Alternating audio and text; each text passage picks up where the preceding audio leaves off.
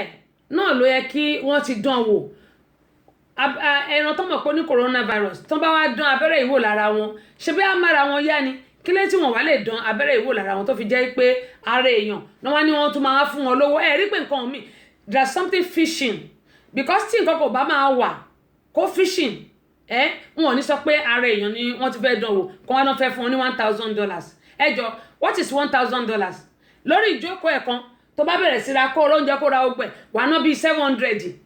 lórí oúnjẹ tó bá pé oúnjẹ tiwa ni o tí kò ń ṣe oúnjẹ òyìnbó torí gbà míì tí bá lọ store máa ná $700 ẹmọ èmi máa ń róúnjẹ sílé bí mo ṣe máa ṣe Naija náà ni a máa róúnjẹ sílé tó máa pọ̀ torí mi ò láì kí n máa lọ sí store every time no fruit ló máa ń gbé mi lọ store every time other than that màá ra àpò ẹ̀wà màá ra àpò gàrí màá ra àpò kí mo ṣe máa ń rà á nìyẹn ó máa last wa fúngbà díẹ̀ ok èlò ní $1,000 owó tó yẹ pé tí bá ti ra àwọn oúnjẹ tí mo sọ mo lè ránjẹ 700 mo lè ránjẹ 800 gbogbo nǹkan tẹnu jẹ tí mo máa ń rà sílé ṣé nígbà tẹni yẹn bá wá gba owó yẹn tí wọ́n fún lábẹ́rẹ́ yẹn tó bá lọ yí bírí nǹkan tó yí sí nǹkan míì ẹjọ́ kí ló fẹ́ ṣe mo béèrè ní o ẹ dá mi lóhùn kí ló fẹ́ ṣe ìtọ́jú ẹ̀mọ́ yín sọ yí pé ara ẹranko ló yẹ kán ti dán wò lóòótọ́ ẹranko ló ní coronavirus ara wọn ló yẹ kán ti dán kò ń ṣe ara èèyàn àwọn tó bá gbé ara wọn sílẹ̀ tí wọ́n inject abẹ́rẹ́ yìí ẹjọ́ ṣé $1,000 tó bá gbà yẹn tó bá yí bìrì ta ló wá fẹ́ ná $1,000 yẹn ìyẹn ni kẹ́ wá wò kì í dẹ̀ ṣe pé wọ́n máa ti kọ́ fún wọn lówó yìí kí wọ́n tó fún wọn lábẹ́rẹ́ o wọ́n á ti kọ́kọ́ fún wọn lábẹ́rẹ́ wọ́n á ṣẹ̀wá fún wọn lówó ṣé assurance wà pé yóò délé ẹ̀gan pàápàá lẹ́yìn tó bá gba abẹ́rẹ́ yẹn tán gbogbo ẹ̀ ló yẹ kájọ máa jọro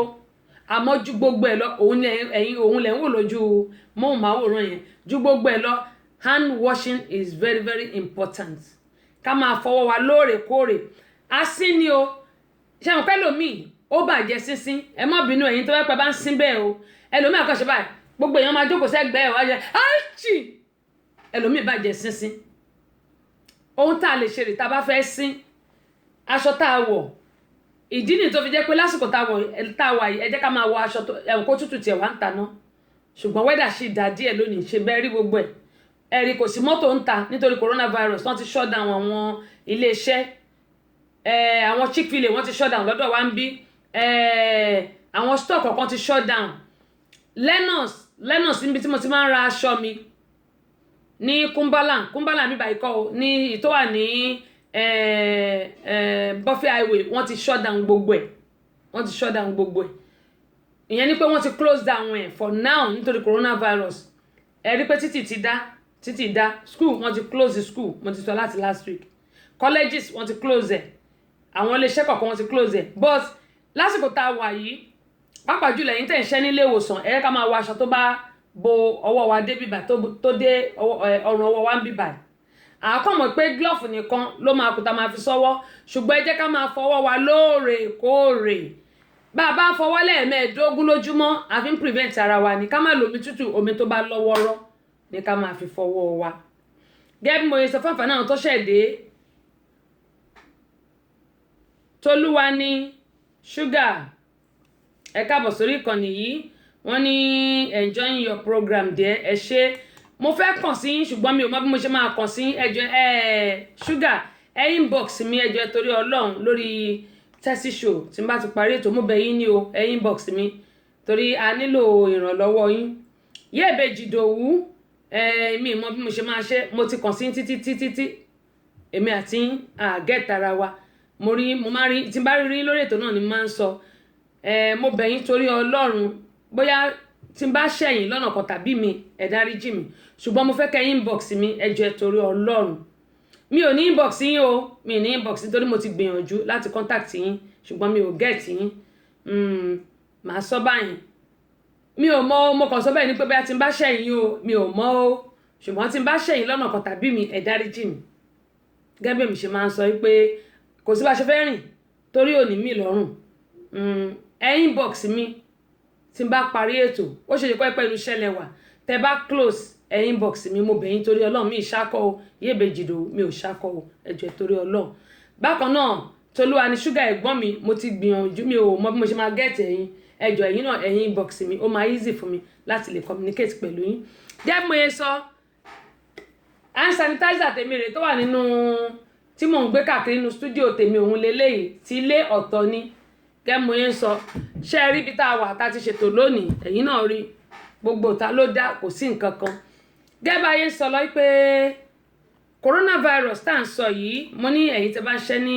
ilé ìwòsàn tàbí tẹ́ pé ẹ̀ ń ṣe àlàáfíà ni wọ́n wà láti Cairo gbogbo ará Cairo ńkọ́ Sekinat àbúrò àwọn ará Cairo ńkọ́ adúpẹ́ lọ́wọ́ yín o àlàáfíà la wà ẹ ṣé adúpẹ́ lọ́wọ́ yín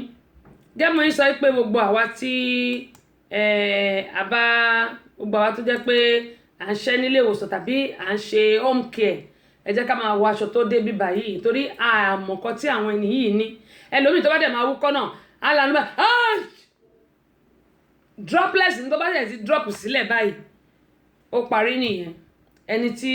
ó bá lọ fi ọwọ́ kàn tàbí tí bóyá ara ẹ̀ kàn gbogbo àwọn nǹkan yìí la gbọ́dọ̀ máa ṣọ́ra fún lásìkò tá a wà yìí mo gbọ́ pé wọ́n sọ pé ó ṣeéṣe kí Nàìjíríà náà káwọn náà kí wọ́n gbé gbèdékele travelling àti ìmọ̀ wọn tí sign ẹ̀ wọn tí put into law wọn tí sign ẹ̀ for now mo ṣe ń gbọ́ ní ohun tí mo gbọ́ ni mo sọ but wọn tí sign ẹ̀ ṣùgbọ́n ilé tí mo fẹ́ kí a gbọ́ yìí gẹ́gẹ́ mi sọ pé ọ̀rọ̀ lọ́rọ̀ náà ni a fi ṣàríkọ́gbọ́n gbogbo ẹ̀yin tèmi ní Italy mo bẹ̀ yín torí Ọlọ́run mo pe ẹbí ní ṣàánú ojú òní tí yín lágbára Ọlọ́run àpò yóò ní gbẹ̀fowó Tinúkẹ́ ayẹ ni gbogbo ẹ̀yin tí ẹ ti dìde ìrànlọ́wọ́ fún Seed of Hope tá a fẹ́ ṣe ẹ̀ ní dààmú lórúkọ Jésù Àbẹ̀kẹ́ Kẹ́hìndé iwájú báyìí lọ́pẹ́ ibi tí yóò máa rí sí bá ṣe ń sọ fún ìgbà kó máa rí bẹ́ẹ̀ fẹ́mi náà gbogbo ẹ̀yin tí mo dẹ̀ ti kàn sí tí mò ń gbìyànjú láti get tàbí ẹ̀yin tí mo ti bá sọ̀rọ̀ ẹ wò ó kò sí nǹkan tá a mú wáyé o kò sí nǹkan tá a máa mú lọ àádáadáa alẹ́ ayé ìjọ kan báyìí gbogbo a máa dà á lẹ̀ ni gbogbo a máa dà á lẹ̀ kí ló dé tá a lè ṣe oore ẹlòmíì àti ṣe oore báyìí ó rọ̀ lọ́rùn kí n má wí mi kí n má wí dàkejì ẹ wò ó gbogbo nǹkan tá a dì mọ́wọ́ báyìí àádálẹ̀ ìjọ kò tọrọ bí ìsọkúsọ dẹ̀ ló ṣe máa ń rí ẹni tó bá létí kó gbọ́ nǹkan tẹ̀mí wí ó ń bèmí náà wí fúnra ra mi ó ń bá mi wí àwọn pípù wọn ò ní ṣépè fún wa àdúrà náà ló máa ṣe fún wa èmi náà àpò tèmi náà ò ní gbẹ fowó ọmọ bá ìwọ náà òkè òkè ló mọ lọ gbogbo ata ti dá sí Joy Efik lágbọ́rọ̀ Ọlọ́run gba àní dààmú mo dẹ̀ wá ń rọ̀ yín mò ń bẹ̀ yín gbogbo ẹ̀yin tó jẹ́ pé mo ti contact bàbá nìyẹn àwọn immigration wà lórí ètò ọlọ́pàá wà lórí ètò immigration wà lórí ètò ASP Awesu mo kí àwọn láti image tó wà ní Bara mo kí wọn àwọn tèmi nìyẹn Adẹ́nẹ́kàn dat àwọn ti immigration nìyẹn àkútẹ̀ ẹ̀mọ́ ibi tó gbé wọn lọ bóyá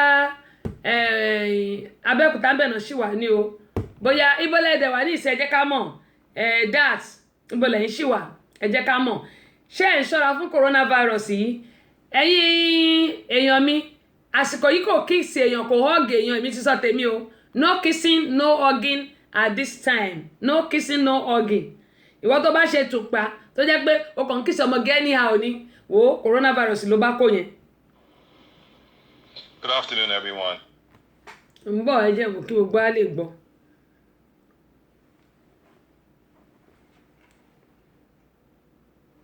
Battery 100%. Connected to Galaxy S10e. In terms of making the protocols and everything, so I'm getting up-to-date information. I'm attending the WHO daily conference calls, as well as the American CDC weekly calls, and then the New York State Department of Health weekly calls.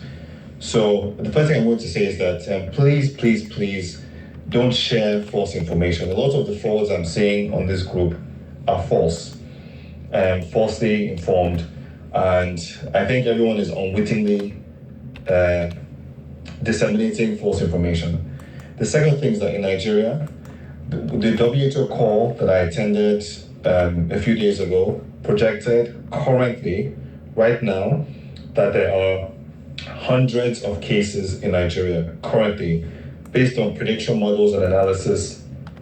on how close people are to each other, on the population size we have, on the presence of other diseases. They projected right now, based on other countries similar, that Nigeria probably has hundreds to thousands of cases right now. So please don't assume that coronavirus is not happening in Lagos. It is. Secondly, please try and refrain from gathering in large crowds. Do not go to weddings. Do not go to large gatherings for birthday parties. Do not travel if you don't have to travel. And know that there is no medication to use to treat coronavirus. Cough syrup, cough medicine, cold medicine, they don't help symptoms. It's just rest and hydration. Obviously, please wash your hands. Please do not be around people who are sick. And once again, do not travel unless you have to travel. We have thousands of cases in this area.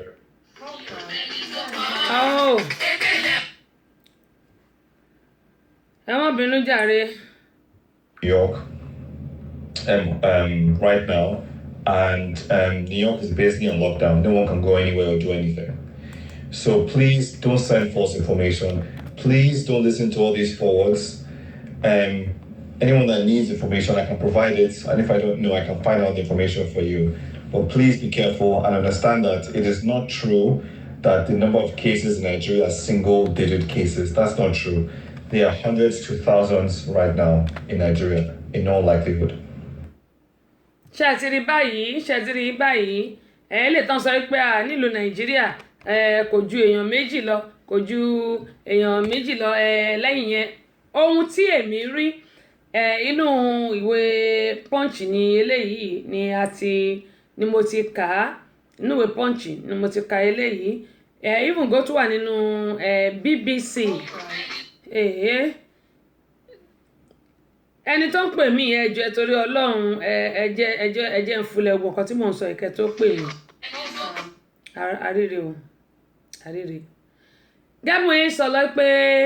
orí àwọn ìwé ìròyìn ni mo ti ka eléyìí wípé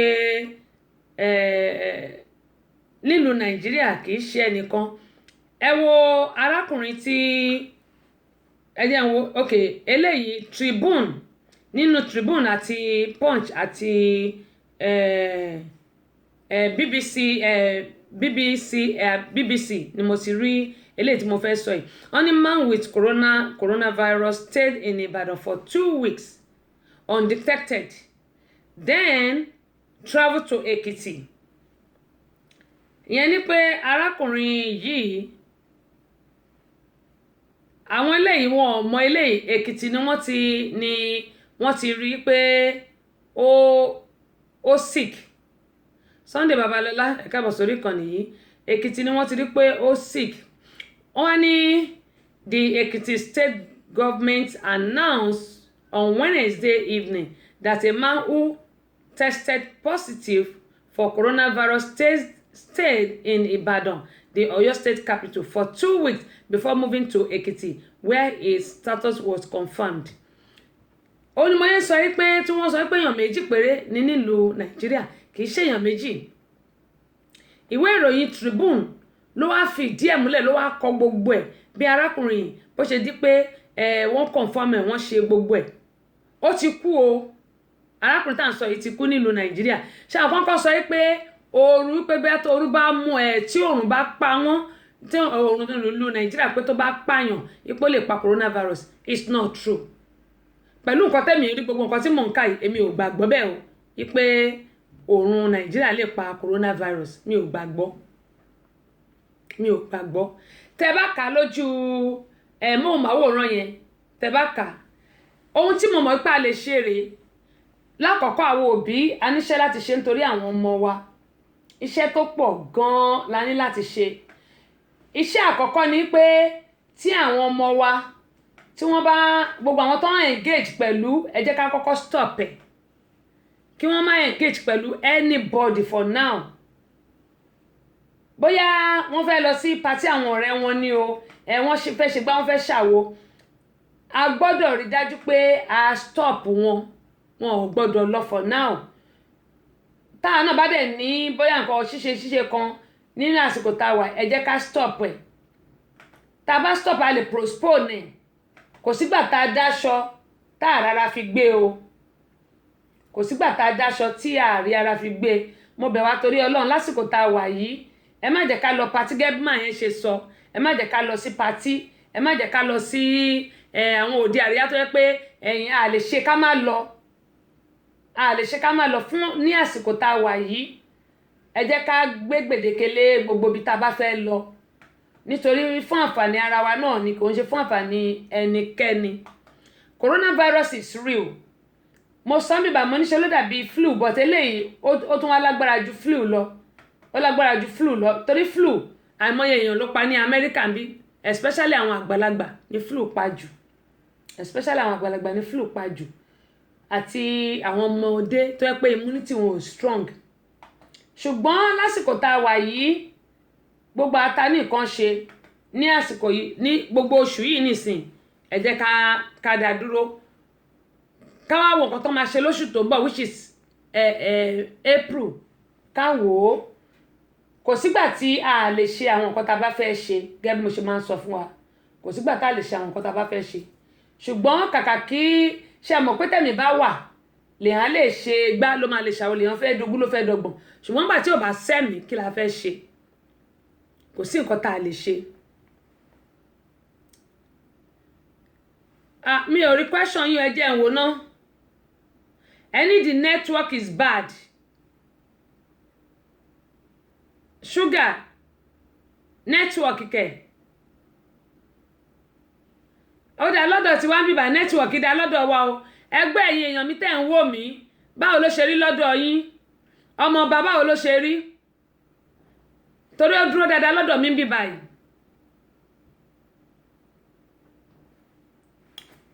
sugar ok ẹ jẹ́ ká ṣe báyìí tolúwa ni sugar nǹkan tẹ́ bá fi ń gbọ́ mi ẹ restart ẹ̀ ọmọ ọba ẹ bá mi text ẹ̀ báwo ló ṣe rí lọ́dọ̀ wa torí lọ́dọ̀ tèmi bí ó dúró dáadáa tí nǹkan bá ṣe ó máa freeze màá lè tètè máa bèrè pé ṣé ń gbọ́ mi o ṣé ń rí mi o ṣé ń gbọ́ mi o ṣùgbọ́n lọ́dọ̀ mi bí báyìí ó wà òkè àbẹ̀kẹ́kẹ́ yìí ní báwo ló ṣe rí lọ́dọ̀ yín sista Tinúkẹ́ Ayẹni báwo ló ṣe rí lọ́dọ̀ yín Alhaja Shakirat is okay ẹ ṣe èwo lẹ́ ń scroll up mi mọ́kọ́ tẹ́ ń sọ o okay Ajé Olúwatóyìn ó wà okay náà Nàìjíríà náà wọ́n wà ṣùgbọ́n ṣúgà yìí ò sí ní Nàìjíríà kí ló wá ṣe àbí Nàìjíríà lẹ́wà ní tolúwa ni ṣúgà ṣé Nàìjíríà lẹ́wà ní torí mi rò pé Nàìjíríà lẹ́wà o àwọn tó wà ní Nàìjíríà ló sọ fún mi pé ó wà okay yìí torí ẹ̀ mo ṣe ń pe ọmọ báyìí pé kọ́ bá mi ó wà okay Àbẹ̀kẹ́ ẹ ṣe ó dà in that case ẹ restart anything tẹ́ bá lò bóyá iPad lẹ́ ń lò bóyá phone lẹ́ ń lò bóyá laptop lẹ́ ń lò it's either you restart it or you shut it down ẹ shut it down kẹ́ wá turn it on or kẹ́ restart it either of the two mi ò mọ̀ kan tó ṣe torí ó wà okay mà tó bá freeze lọ́dọ̀ mi ń bí màá ti máa pariwo pé ṣé ń gbọ́ mi o ṣé ń gbọ́ mi bọ̀ tó wà okay lọ́dọ̀ wa. Ajé Àtóyìn Olúwatóyìn wọ́n ní àwọn ń rí mi gbọ́ dáadáa wọ́n dẹ̀ ń rí mi wò dáadáa ní Naija so tolúwa ní ṣúgà ẹ bá mi wo nǹkan tó bá ẹ bá mi wo tọ̀dọ̀ yín yẹn ẹ lè restart ẹ jẹ́ kí n kí àwọn tó tí wọ́n tún ti darapọ̀ mọ́ wa kó tó di pé a tún máa tẹ̀síwájú. Sunday Babalọ́lá òkè ọ̀dọ̀ wọn ni mo ti dúró òkè tolúwa ni wọ́n sọ nǹkan wọ́n ní okay question tẹ́ bẹ̀rẹ̀ ni pé so we shouldn't hug our wife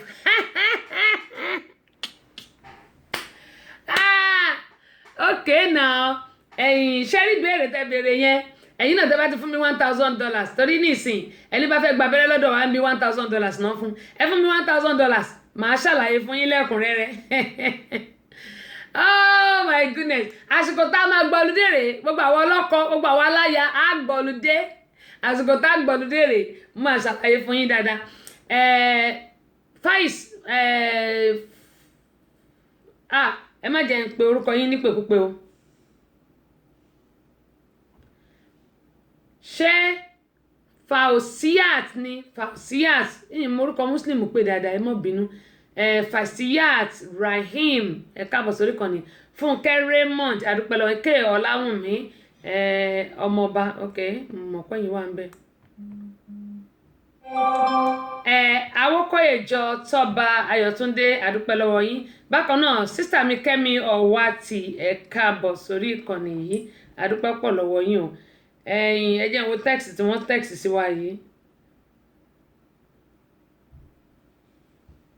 Ó dábàá mi ẹ jẹ́ n ṣètò tán o bí n bá ṣètò tán á mọ̀ sọ̀rọ̀ gẹ́mú yín sọ pé ẹ wo arákùnrin tí ó ti kọ́kọ́ dé sí Ìbàdàn yìí kó tó lọ sí Èkìtì ìyẹn já sí pé àìmọye èèyàn ni wọ́n ti máa họ́ọ̀gì ẹ̀ àìmọye èèyàn náà ti máa dìmọ́ ọ̀rẹ́ mi rèé kọ́ àtijọ́ àbọ̀dá mi rèé kọ́ àtijọ́ àti họ́ọ̀gì ẹ̀ àti fẹnu kò lẹ́nu àti ṣe gbogbo ẹ̀ ìyàwó ẹ̀ náà àti họ́ọ̀gì ẹ̀ àti kíìsì ẹ̀ ṣàmọ̀ pé kínní ó spread káàkiri ó ràn káàkiri nìyẹn Ìbàdàn ló ti lo ọ̀sẹ̀ méjì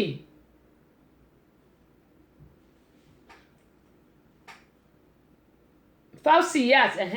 ok wọ́n tún ti mórí pé tún wọlé bẹ́ẹ̀ yẹn ẹ bá mi share fídíò káwọn èèyàn kan lè máa rẹ́ kọ̀ọ̀kọ́ gẹ́gẹ́ bí mo ṣe ń sọ ó dáa mo ní Ìbàdàn tó ti lo ọ̀sẹ̀ méjì àìmọye èèyàn ni wọ́n ti máa gba arákùnrin yìí mú ọ̀rẹ́ mi rèé kíní kan wọ́n á gbára wọn mú wọ́n á dì mọ́ra wa ẹ̀kọ́ àtijọ́ ó káàbọ̀ ṣàlàfíà nìrìn àjò ṣé ibi tó lọ ń kọ́ ṣàmọ̀ pé wọ́n á ti dira wọn mú wọ́n á ti họ́ọ̀gì ara wọn wọ́n á ti lọ́mọ́ra wọn coronavirus tó wà lára tiẹ̀ á ti transmit sí ara ẹlòmíì ó dá ẹ wá wo eléyìí lẹ́yìn tó gbé kóun Ìbàdàn ó lọ sékìtì Èkìtì ló ti wá kú ibẹ̀ náà ti confirm ibẹ̀ ló dẹ̀ kú sí ṣé wàá fẹ́ sọ fún mi pé àwọn méjì tí wọ́n ń parọ́ fún wa nílùú Nàìjíríà pé èèyàn méjì péré ló ní ṣé àṣà ìmọ̀ pé kì í ṣe èèyàn méjì ló ní arákùnrin tí ó sọ̀rọ̀ yìí ẹni tó ń bá àwọn CDC ṣiṣẹ́ òun lẹ gbóhùn ẹ̀ yẹn àwọn CDC ló ń bá ṣiṣẹ́ both Nigeria and America òun ni ló ń bá ṣiṣẹ́ díẹ̀ mo dẹ̀ ṣe máa ń sọ pé èèyàn gbọ́dọ̀ mọ kúlẹ̀kúlẹ̀ òdodo ọ̀rọ̀ ká gbọ́ òótọ́ ọ̀rọ̀ ká má máa mọ̀mú lómù èyí tó ń parọ́ fún wa pé ooru tí òòrùn bá pààyàn á pa èmi ò gbàgbọ́ mọ́ o mi ì gbọ́dọ̀ parọ́ fún yín ìgbàgbọ́ rárá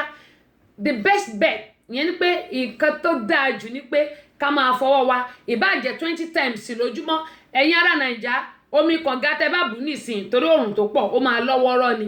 a lè ní pé kẹ́yìn máa gbómi léná nílùú Nàìjíríà ṣùgbọ́n ẹ rí dájú pé ẹ̀ ń fọwọ́ yín ní gbogbo ìgbà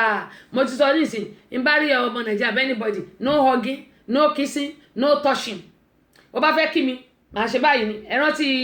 fídíò kan tí mo fi wà níjẹjọ bí mo ṣe máa ṣe rè máa ṣe báyìí ni dúró sáyé ẹ bí n ṣe máa ṣe rè ìnìjọ fọwọ́ kàn mí eléyìí tí mo wá ń sọ pé ìbéèrè tí ṣúgà béèrè lọ́wọ́ mi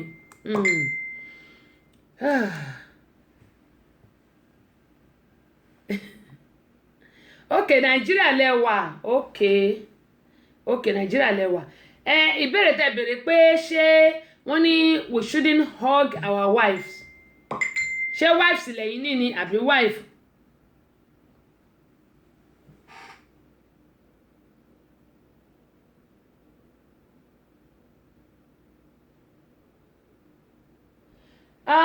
ó dáa mi ok update yẹn mi ò lè ṣe mọ́ ṣùgbọ́n màá sọ ẹ ṣé jàre ẹ ṣé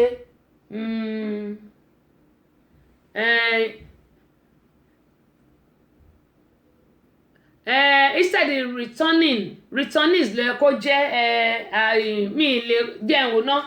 ẹ jẹ́ ìwò náà tí n bá lè ṣe update yẹn lórí laptop n bá lè ṣe ẹ ṣé jàre gbogbo ẹ̀ náà kọ́ nígbà tẹ̀ sí pé ká tó dórí ètò bóò ló ṣe wá fẹ́ rí bóò ló ṣe fẹ́ rí ẹ jẹ́ ìwò náà tí n bá lè tí ò bá ní tamper pẹ̀lú èyí tí mò ń ṣe yìí tí ò bá ní tamper pẹ̀lú ẹ̀ máa wò bí màá ṣe update ẹ̀ anyway ẹ jẹ́ ń ṣe báyìí returning ni o returning tá a kọ yìí ẹ̀yin èèyàn ẹ mọ́ bínú ẹ jẹ́ bóyá máa lè update ẹ̀ ń bí báyìí tó bá ti lè jẹ́ kí n update ẹ̀ ń bí meanwhile tí mo fi máa update ẹ̀ jẹ́ kí n ká gbọ́ eléyìí ibi tí mo ti dúró yìí náà ni a ti bẹ̀rẹ̀ o ibi tí mo ti dúró yìí náà láti bẹ̀rẹ̀.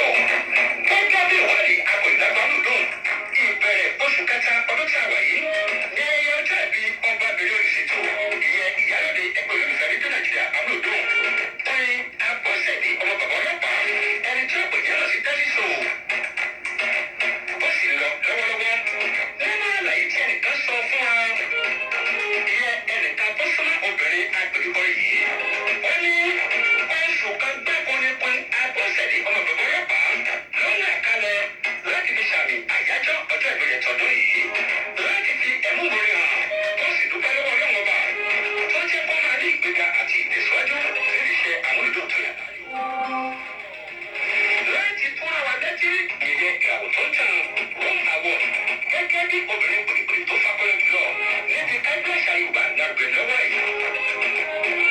Bẹ́ẹ̀ lọ́tọ́ gbọ́ pé ó ti dá iléeṣẹ́ rédíò tara ẹ̀ sílẹ̀ nínú Amẹ́ríkà tó jẹ́ ìyẹn Tiwantiwa FM. Lára àwọn èèyàn tí wọ́n pọnrẹ kìí tí wọ́n gbọ́lé fún ọmọbìnrin ìṣètò l'Amẹ́ríkà lásìkò àyájọ́ ọjọ́ ìbílẹ̀ tó lọ lọ́wọ́ ni olóyè Bọ́bálí Olúṣọlá Adéwálé GM Lámùdán, olóyè Wàsíù Ìṣọ̀lá Òjẹ́ládé Balùwẹ̀lọ́run, bàbá Kọ́ngọ̀rì, bàbá Ṣàlẹ̀ Ìtura Lámùdán,